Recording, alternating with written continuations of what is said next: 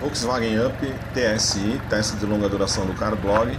Vamos ver como ele se sai numa trilha off-road de dificuldade fácil para média, porém seca. Nós verificamos que com o Up a gente consegue superar esse tipo de piso que é bem deteriorado, porém em determinadas situações você verifica que a altura em relação ao solo ela é insuficiente, aí você acaba batendo, veja aí.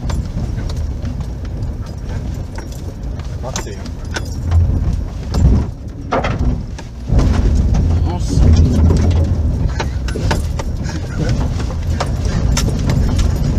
Bom, essa foi uma situação um tanto quanto extrema, porque era um tipo de piso bastante deteriorado e muita irregularidade, buraco e lombadas de barro, né?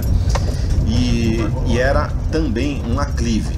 Então o que acontecia? Você dependia, nessa situação aí que a gente passou agora, você dependia da tração do pneu, então você para poder fazer o carro avançar. Então precisava de boa aderência e não podia ocorrer o contato do solo com o assoalho, porque aí você dificulta a tração e o carro não consegue avançar. Então a gente teve algumas situações como essa, mas como era um aclive, basicamente a gente soltou o carro, deixou ele descer um pouco e procurou um outro caminho, e aí a gente conseguiu avançar. Então a gente atingiu o objetivo, conseguimos chegar no nosso objetivo, que na realidade esse caminho aí fica no município de São Jorge, no interior de Goiás, e não é um caminho que leva ao mirante do município. Então é um local bem alto e a pista realmente está bastante deteriorada.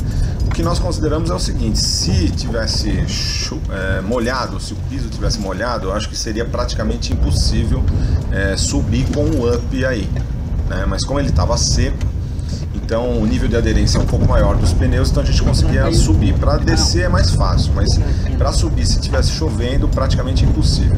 Com relação à altura em relação ao solo, obviamente que o Up não é um carro para andar nesse tipo de condição. A gente só colocou efetivamente para fazer o teste, ver não só a capacidade dele de superar esse tipo de piso, mas se o interior continua íntegro, né? O carro está com 10 mil quilômetros até agora, não está fazendo barulho nenhum, então vamos forçar a barra para ver se faz. E até agora, mesmo submetido a essa lambança aí, ele continua íntegro, continua sem barulho interno nenhum, então o que não deixa de ser notável, né? Agora, o aspecto interessante é o seguinte: o Move Up que a gente está testando tem a mesma altura em relação ao solo do Cross Up TSI. Então o Cross Up TSI teria o mesmo nível de dificuldade de superar que o Move Up. Talvez o Cross Up seria um pouquinho melhor porque ele tem pneus um pouco mais largos, né?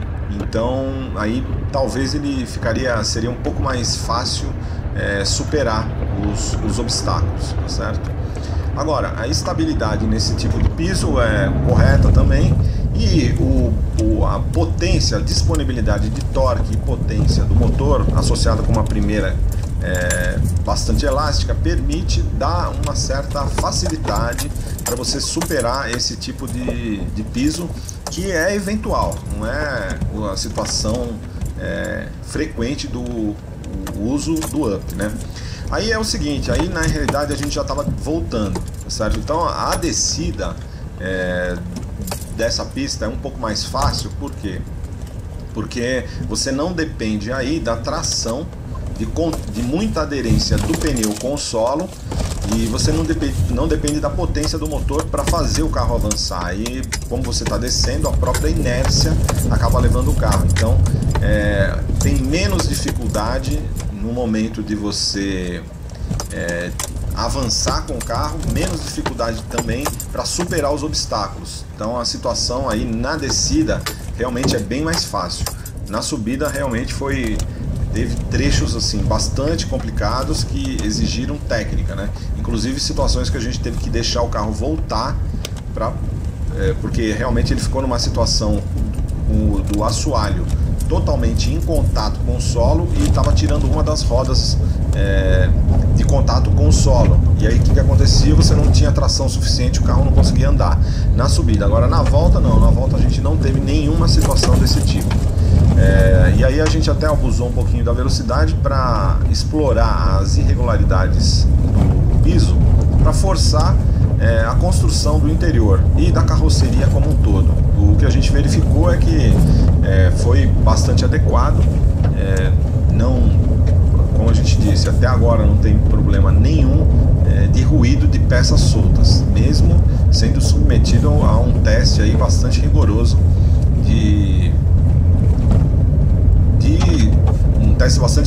de solicitação do interior e da carroceria como um todo, certo? Então, o consumo, a gente andou com etanol no Up TSI. Nessas situações aí, você acaba solicitando muito o motor. O consumo ficou em 10,4 km por litro. O carro andando sempre nessas condições aí, com 2 pessoas, bagagem e também ar-condicionado ligado full time. Então o ar-condicionado estava ligado 100% do tempo. Então basicamente é isso. A direção também, o ar-condicionado funcionou bem. A gente tinha pego um Up Take há um tempo atrás, e a gente colocou nesse tipo de situação aí, e uma das pancadas na dianteira acabou, o ar-condicionado parou de funcionar. Não foi o caso nesse carro aí, apesar da gente, em uma situação, a gente teve uma pancada que solicitou bastante o protetor de cárter. Porém, o ar-condicionado continuou funcionando normalmente, com a mesma eficiência. Então, a gente considera aí que talvez, ou aquele take que nós pegamos, e efetivamente a gente estava numa pista que era até mais leve do que essa, e infelizmente teve uma pancada muito forte na dianteira. O carro continuou andando normalmente, só que o ar-condicionado parou de funcionar totalmente. Agora esse aí não, teve uma pancada, não foi tão forte, mas ele continuou funcionando. Então, assim, consideração final, a conclusão que a gente pode fazer do Up nesse tipo de piso é que, apesar de ser um carro que não está preparado, não é projetado para andar nesse tipo de situação, em situações excepcionais que você seja obrigado, ou você quer chegar num determinado local, você vai conseguir sem problema nenhum com o seu Up TSI, certo? Tem que tomar cuidado. Esse tipo de trilha aí não pode estar chovendo, mas você vai conseguir avançar com ele. A gente está mostrando aí mais ou menos como é que é o sistema de iluminação noturna do Up, tá? Então você pode ver tanto o painel aceso quanto o funcionamento dos faróis, né? Então a gente estava numa estrada aí bastante escura. Essa estrada aí basicamente é a estrada que liga, é uma estrada interestadual, uma estrada de Goiânia, a GO 118, certo? Então é uma estrada que liga basicamente o estado do Distrito Federal até o município de Alto Paraíso, né? Então é uma estrada muito escura à noite, com pouca iluminação, e o Up se portou relativamente bem. Os faróis mostraram, eu fiquei bastante impressionado com a capacidade de iluminação do farol, tanto farol baixo quanto farol alto, e inclusive dos faróis de milha. Aí vocês podem ver que a gente está com o farol de milha aceso e está com o farol alto também. Então você tem uma boa iluminação, transmite muita segurança para o motorista, tá certo? Essa pista aí especificamente até estava um pouquinho molhada, né? Tinha chovido, não estava chovendo nesse momento, mas a pista estava molhada. E o Up, então, a gente enfrentou algumas situações de neblina, e na neblina o que a gente verificou é que o farol alto tem que ser desligado, porque realmente o farol muito alto ele reflete na neblina e piora a situação de luminosidade. Mas quando baixa a neblina, você tem vista limpa, aí você pode usar o farol alto. Ele realmente avança muito à frente e dá muita segurança para o motorista, certo? Num piso molhado, o Up se mostrou bem também. A gente gostou do comportamento dele em estrada, em piso assim úmido. Não estava chovendo, mas a gente teve situação de chuva também, não teve problema.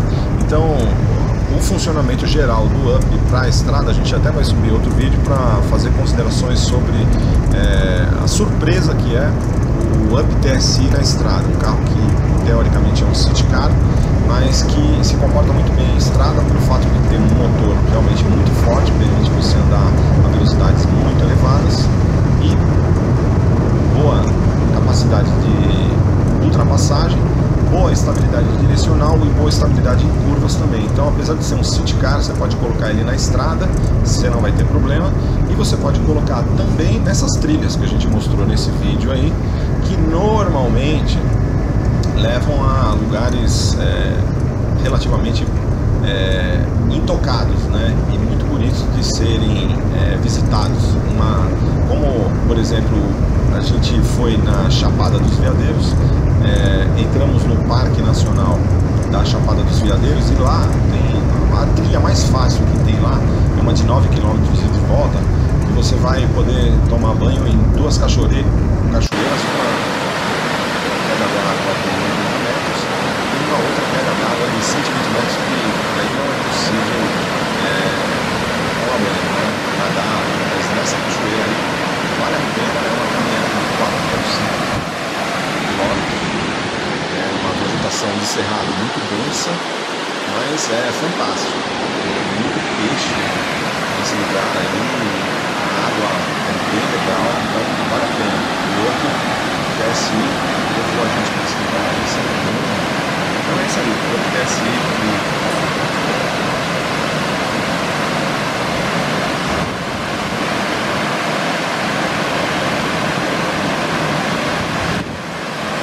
Ó, pai, tira uma foto minha. Ele tá bem aqui, ó,